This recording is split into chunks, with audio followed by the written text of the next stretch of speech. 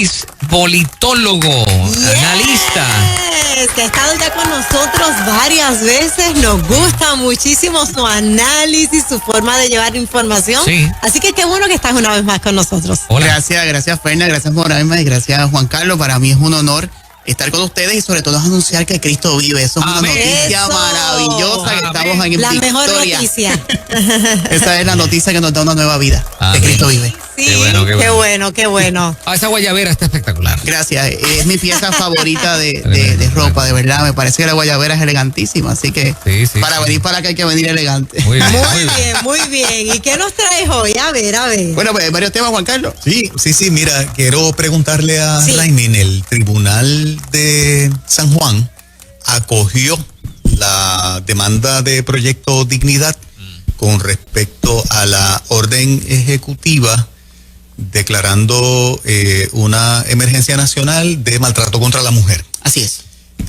Esa vista es el viernes. El viernes a las 10 de la mañana por Zoom, con esta nueva situación, pues cambia la situación de los tribunales, va a ser por Zoom. ¿Algún comentario que merezca de tu parte esto que está pasando? Que ya de hecho, aunque termine como termine, ya es un logro el poder, ¿verdad? Llamar la atención en algo y que el tribunal esté dando espacio para que se pongan sobre la mesa los argumentos de uno y del otro. Y lo interesante es que el gobernador y la secretaria designada está en el transcurso, no habían contestado, se le da un plazo de 10 días y cuando contestan presentan una moción de desestimación. Entonces el juez Anthony Cueva lo que hace es que dice que la controversia está madura y entonces cita una vista argumentativa, que es lo que vamos a tener entonces el viernes a las 10 de la mañana por Zoom. A mí lo que me parece interesante, y quiero aprovechar esta oportunidad, Juan Carlos, Moraima y Fernán, y es aclarar que las legisladoras no están en contra de ninguna iniciativa que elimine la violencia de Puerto Rico. Entonces yo leo titulares que me parecen irresponsables porque lo que quieren inducir es al error de que las legisladoras fomentan que se maltrate a la mujer. Sí, totalmente. Cuando las hemos escuchado a ellas y a otras legisladoras y a otros, ¿verdad?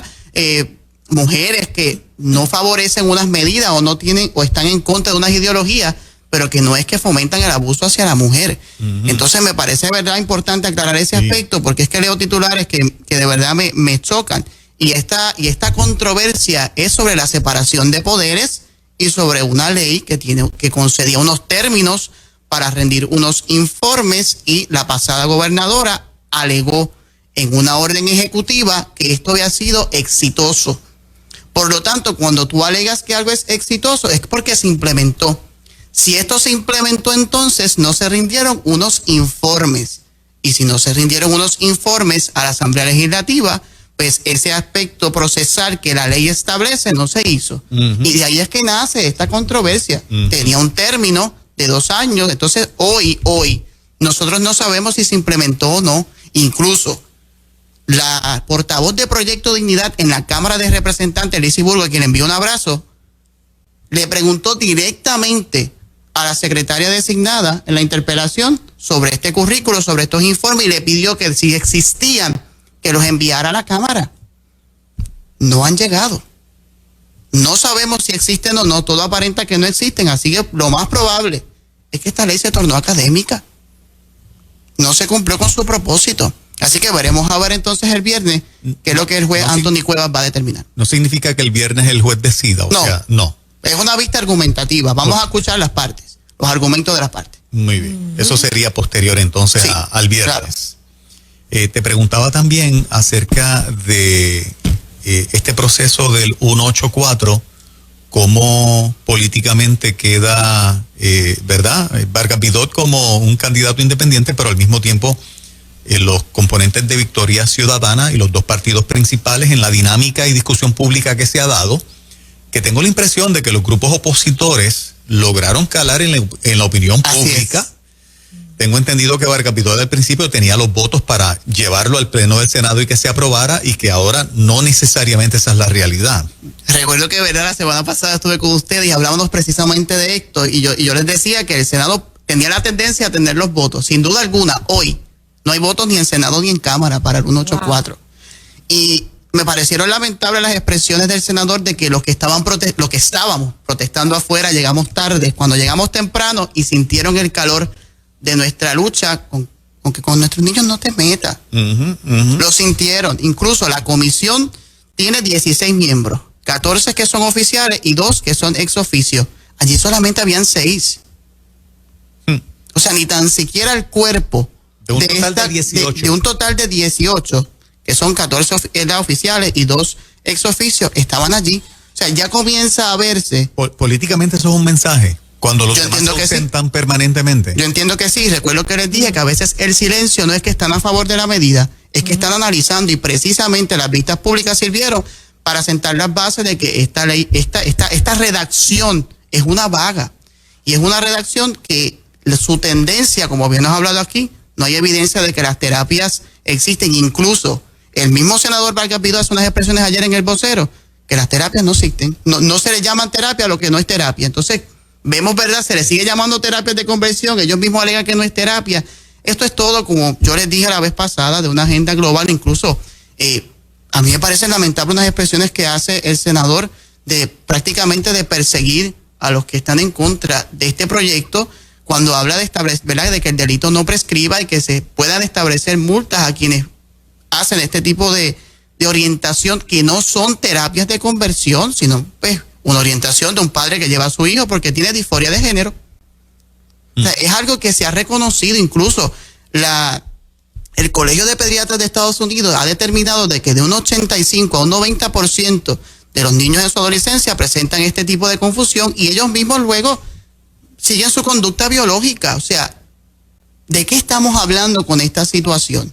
Entonces, lo más lamentable es hablar de que aquí hay un grupo de profesionales, y son expresiones de él, no mías, del senador Vargas Vidot, de que violentan la ética y que por lo clandestino hacen estas prácticas. Mire, el mismo diseño de la legislatura es un diseño de que tú en una medida votas a favor, en contra o te abstienes. O sea, el mismo sistema está diseñado de que va a haber personas que no van a favorecer los proyectos. Entonces, decir esto como para tener al lobby contento, a mí me parece, ¿verdad?, que es un acto de irresponsabilidad.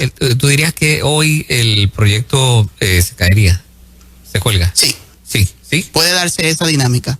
Puede darse esa dinámica precisamente por la vaguedad. Incluso la intervención del juez, del ex juez de Lucas Escribano, sí, en su ponencia, precisamente le detalla la vaguedad.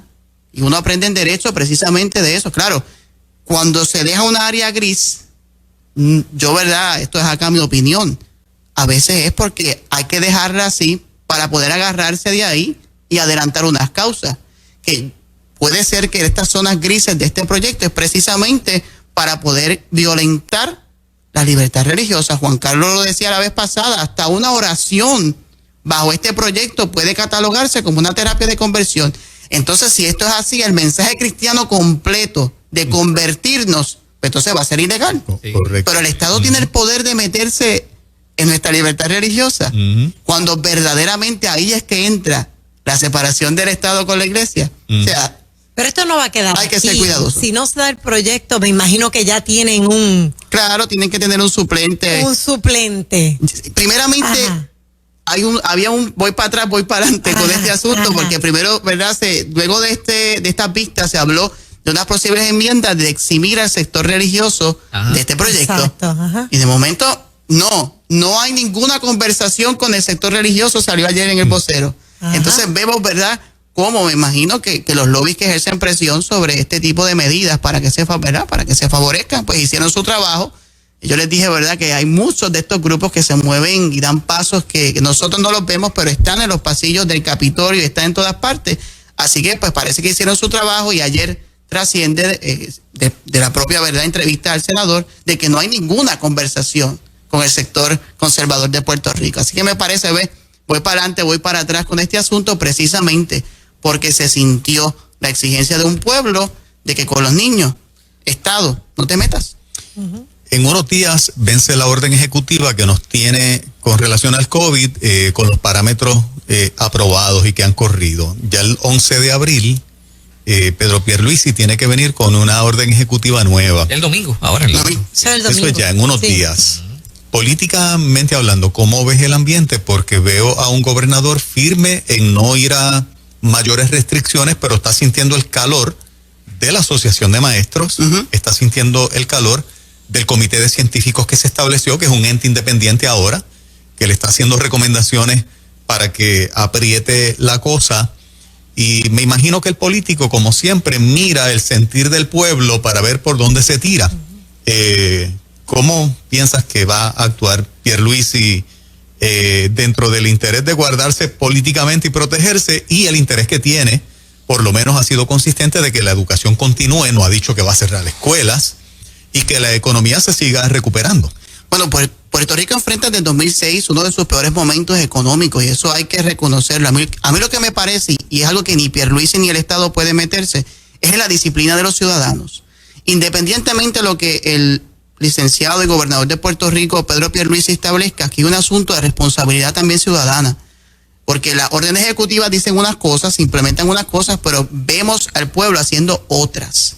Entonces yo, según digo una cosa, ¿verdad?, también me gusta ser objetivo y claro. Ahora le hablo directamente al pueblo, ¿verdad?, de Puerto Rico. O sea, tenemos que tener disciplina, y uno ve videos de cómo están las playas, ¿verdad?, en esta Semana Santa, que muchos, ¿verdad?, pues lo utilizan para vacacionar, y vemos la indisciplina. Entonces, por un lado, podemos tener unas restricciones o no podemos tenerlas, pero el asunto de la pandemia, independientemente usted crea o no en esto que llamamos coronavirus, hay que, ¿verdad?, tener una disciplina, y hay que nosotros cuidar nuestra familia y cuidarnos a nosotros mismos y cuidar precisamente a los demás. Así que me parece que independientemente de la decisión que vaya a tomar en orden ejecutiva el gobernador, tengo que decir que lamentablemente muchas de estas disposiciones no se siguen, porque vemos el reglamento 9210 que es del Departamento de Salud, que establece multas precisamente por no seguirse los parámetros del coronavirus.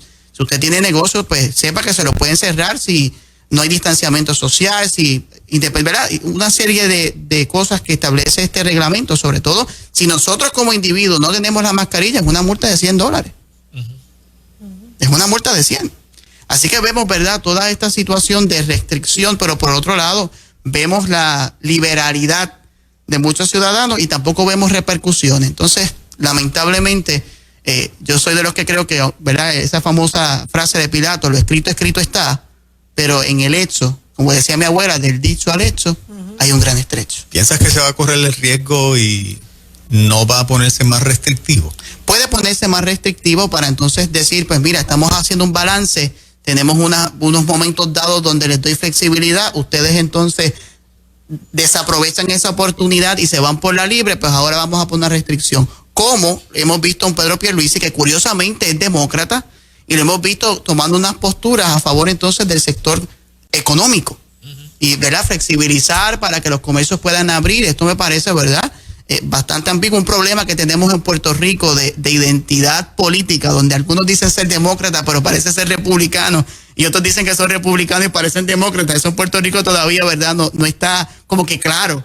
Y hay unas posturas, ¿verdad?, que parecen contradictorias. El licenciado Pedro Pierluisi, pues siempre se ha mostrado favorecer a todas las iniciativas demócratas, y ahora vemos, ¿verdad?, esta flexibilidad a favor del comercio, que en mi caso, mi opinión, me parece que es lo correcto. El punto está en la disciplina del ciudadano, pero no podemos seguir castigando a los pequeños y medianos comerciantes, que son los quienes sufren esta situación de, ¿verdad?, de restricción, y más en un contexto de un país, de un territorio americano, de una colonia, como usted lo quiera ver, que desde el 2006 tiene problemas económicos. O sea, no podemos olvidar ese detalle. Todo este asunto de, o sea, igual que el tema de los lobbies y el 184 y demás, el tema del coronavirus tú lo pones dentro de la misma agenda global. Sin duda alguna. Sí, okay. Sin duda alguna.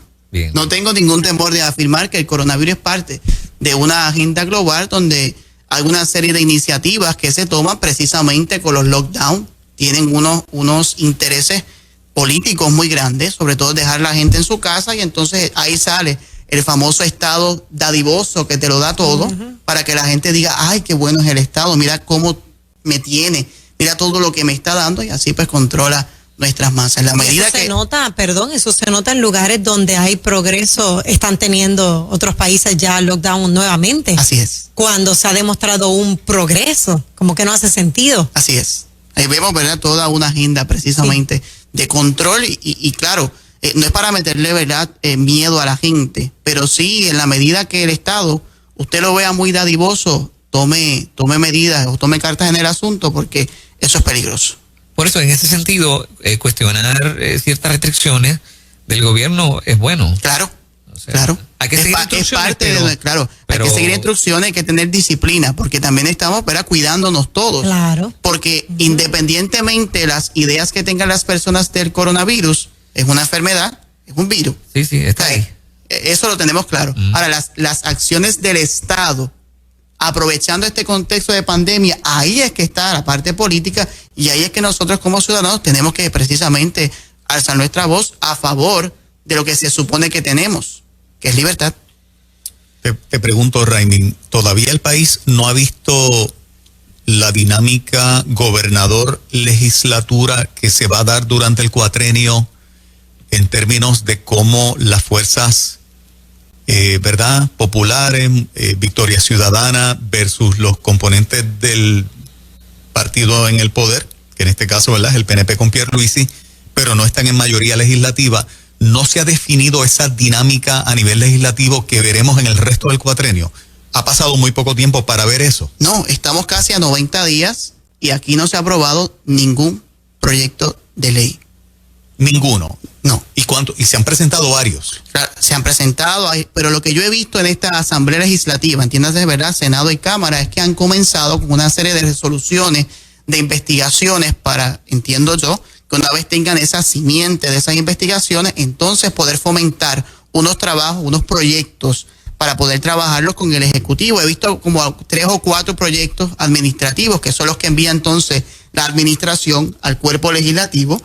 Así que eso marca, los primeros 100 días de un gobierno marcan la ruta hacia lo que van a hacer los próximos años. Por lo que veo en Puerto Rico, a pesar de que sí se ha visto iniciativas que se están trabajando en conjunto con todos estos partidos políticos que están representados en la legislatura, pero se ve un proceso lento porque hay un proceso de research, una etapa investigativa que entonces esos policy makers que están todos los días trabajando en qué necesita Puerto Rico, pues están buscando las bases de datos. Ese es nuestro trabajo.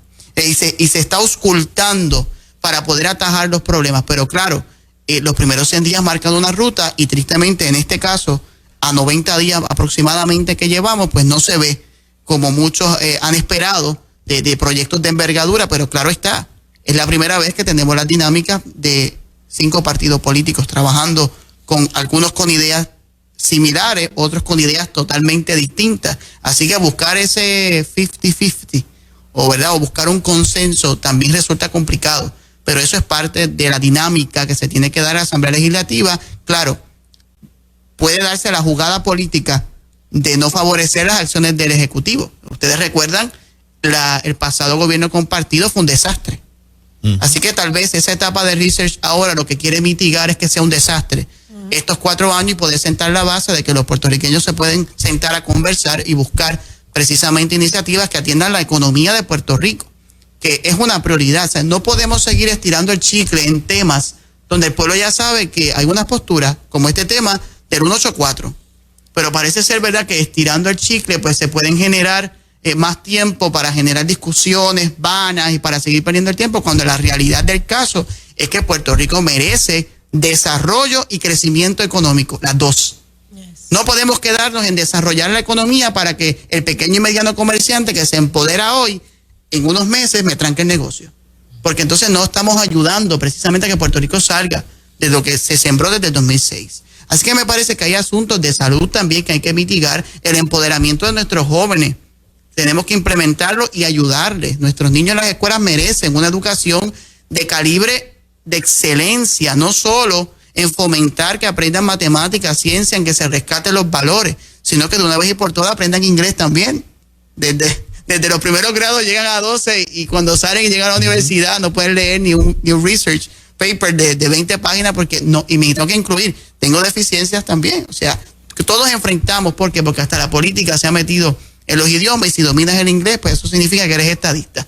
Entonces, ¿verdad? ¿Cómo se mezclan las cuestiones políticas, tristemente, hasta con la educación de nuestros niños? Así que me parece que tenemos que superar todas esas cosas, y esta es una oportunidad para que los políticos que el pueblo les dio la oportunidad puedan demostrarle a Puerto Rico que se puede trabajar en consenso, claro, haciendo verdad la aclaración de que hay personas que salieron electas que no van a transar en unas posturas, y eso hay que reconocerlo, pero eso es parte de ser legislador, de legislar, precisamente de fomentar un debate.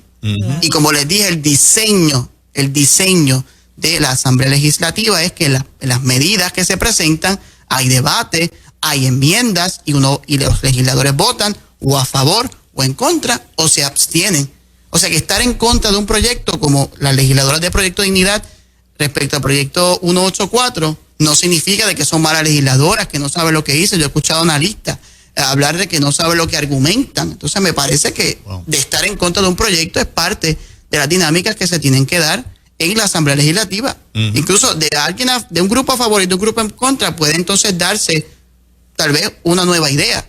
Eso pasa en los proyectos, pero lamentablemente al día de hoy pues vemos cómo se quiere marginar al sector conservador de Puerto Rico por tener unas posturas conservadoras. Entonces tú puedes ser liberal, se te aplaude, se te dan titulares, se te dan entrevistas, se te visibiliza por complacer lo políticamente correcto, pero cuando eres políticamente incorrecto, se te margina, se te castiga.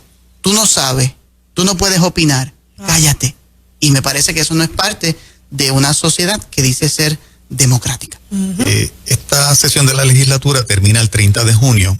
Faltan 90 días más. ¿Veremos la misma dinámica que hasta ahora o piensas que estos últimos 3 meses va a cambiar dramáticamente la dinámica a nivel de ejecutivo legislatura, verdad? Por los proyectos que se están dando y lo que se está tratando de negociar? Bueno, yo espero que la etapa de research no dure, ¿verdad? Toda esta primera sección ordinaria. Me parece que ya van concluyendo, van saliendo informes positivos. Incluso tengo que reconocer que en el caso de la Cámara de Representantes se aprobó la famosa ley Ashanti, ¿verdad? Para establecer la ley Ashanti en Puerto Rico, que la portavoz de Proyecto Dignidad fue pionera precisamente en fomentar esa medida. Se atendió a la Comisión de Bienestar Social y ya pasa entonces al Senado. Ahí es que está. ¿Y trata de qué en 30 segundos? Esta medida precisamente. Sí, en Puerto Rico tenemos la alerta Amber, tenemos la alerta Rosada, y esta alerta Ashanti precisamente viene de un caso que sucedió en Estados Unidos y quiere activar la búsqueda de personas, ¿verdad?, en Puerto Rico para complementar esos esfuerzos. Sabemos, y es visible en la opinión pública, que hay varias desapariciones de jóvenes. Vemos, ¿verdad?, toda esta situación en Puerto Rico, que no es un relajo y que no se puede tomar como un relajo, y viene a unir precisamente más esfuerzos en la búsqueda de personas desaparecidas para poder mitigar este particular, que vuelvo y le digo, no es un relajo. Es muy serio. Y eso es sin tomar en consideración, como dice Juan, en 30 segundos, sin tomar en consideración las horas de desaparecida la persona. Porque antes eso era un elemento, un factor. Sí, entiendo que toca ese particular y que se va a activar. Incluso en vista pública, Nino Correa estuvo dando su ponencia, hubo participación, y precisamente se hablaba de todas estas cosas, y se hablaba también de fomentar la rapidez, precisamente en este tipo de medidas, porque urge. Esto es una situación, ¿verdad?, que alarma y urge. Entonces se habló de los protocolos que actualmente se tienen, que tienden a ser lentos. Hay una etapa de espera, hay una etapa entonces de activar unos protocolos, y entonces este proyecto pues pretende atender este particular. Excelente. Gracias, Reini. A la orden. Bendiciones. Un abrazo. Bendiciones para ustedes y para Puerto Rico. 10:54 de la mañana, buenos días.